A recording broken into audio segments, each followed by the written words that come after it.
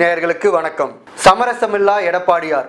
ஆமாங்க, சமீப காலமா அஇஅதிமுகல நடந்துட்டு வர்ற பல்வேறு பிரச்சனைகளை பத்தி நம்ம பார்த்துட்டே தான் இருக்கிறோம். தொடர்ந்து கவனிச்சுட்டு வர்றவங்களுக்கு தெரியும், தலைமை பண்பை நிரூபிச்சுட்டு இருக்காரு அப்படிங்கறத நம்ம பார்த்துட்டு இருக்கிறோம். ஒரு 10 நாட்களுக்கு முன்னாடி திரு செங்கோட்டையன் அவர்கள் அதிமுக ஒற்றுமையா இணையணும், திரு டிடிவி, ஓபிஎஸ், சசிகலா உள்ளிட்டோரை சேர்த்து ஒருங்கிணைச்சு கொண்டு போகணும், இதுக்கு 10 நாள் கெடு அப்படிங்கிற மாதிரி சொல்லியிருந்தார். அவர் பேட்டி கொடுத்த அடுத்த நாளே பார்த்தீங்கன்னா அவரோட கட்சி பதவிகள் அனைத்தும் அவரிடமிருந்து திரும்ப பெறப்பட்டன.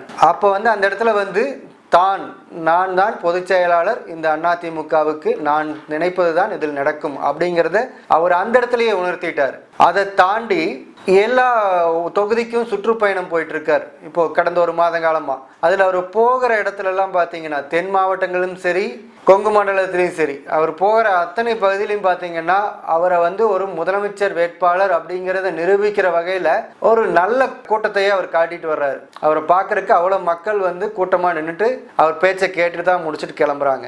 சரியான திசையில் தான் போயிட்டு இருக்கேன் அப்படிங்கிறத அவர் நிரூபிச்சுட்டே இருக்கிறாரு.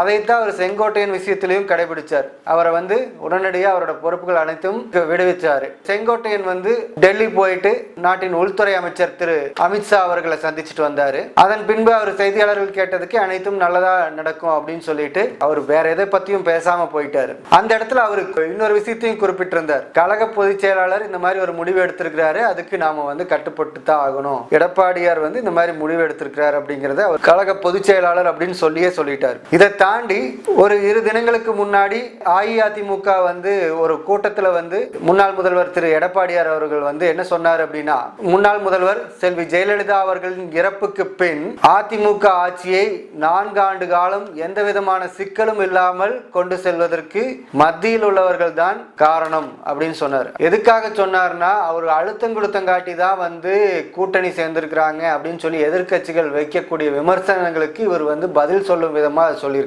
அவர்கள் நம்ம மேல எந்த விதமான அழுத்தத்தையும் கொடுக்கல, நம்ம ஆட்சி நல்லபடியா நடக்கணும்னு சொல்லிதான் அவங்க நமக்கு அவ்வளவு ஒத்துழைப்பு கொடுத்தாங்க, அதுக்கு நன்றி கடனா தான் நம்ம இப்போ அந்த கூட்டணியில இணைஞ்சிருக்கிறோம் அப்படின்னு சொல்லியிருக்கிறாரு.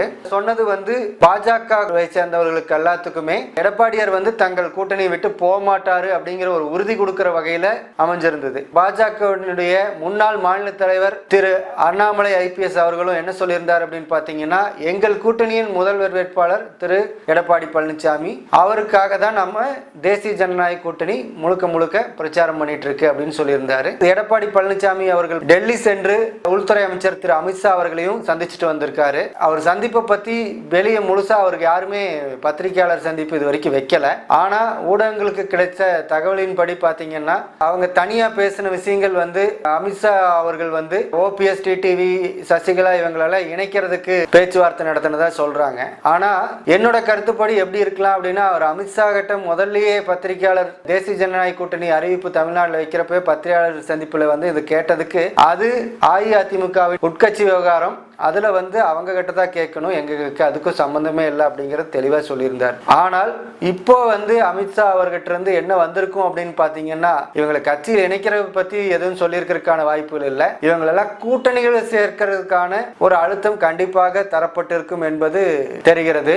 ஏனென்றால் 2021 திரு டிடிவி தினகரன் அவர்களின் அம்மா மக்கள் முன்னேற்ற கழகம் என்டிஏ கூட்டணியில் இருந்திருந்தால் நிச்சயமாக இவர்கள் மீண்டும் ஆட்சிக்கு வருவதற்கு கூட ஒரு வாய்ப்பு இருந்திருக்கும். அந்த மாதிரி ஒரு கணக்கு தான் அவங்களுக்கு எடுத்து வச்சிருக்காங்க.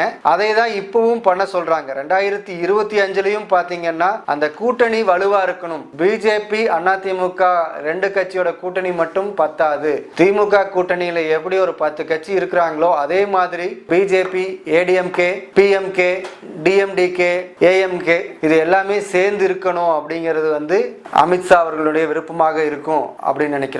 திரு எடப்பாடி பழனிசாமி அவர்கள் நினைச்ச மாதிரி யாரு கூடயும் சமரசம் பண்ணாம இந்த 2025 தேர்தலை சந்திக்க போறாரா, இல்ல உள்துறை அமைச்சர் திரு அமித்ஷா அவர்கள் நினைச்ச மாதிரி கூட்டணிக்குள்ள அனைவரையும் கொண்டு 2025 தேர்தலை சந்திக்க போறாரா அப்படிங்கிறதுக்கு காலம்தான் பதில் சொல்லும். இதுவரை பார்த்த லீ நியூஸ் நேயர்கள் அனைவருக்கும் நன்றி.